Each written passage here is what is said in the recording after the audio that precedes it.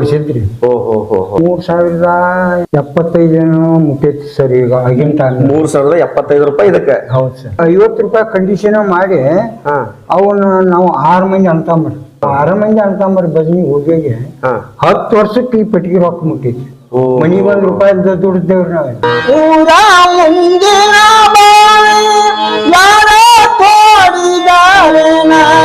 ಕಾಲೋ ಜಾರಿದರ ಕೈಲಾಸ ಕಾಲು ಜಾರಿದರ ಕೈಲಾಸ ಮಗಳ ಮನಸ್ಸು ಜಾರಿದರ ವನವಾಸ.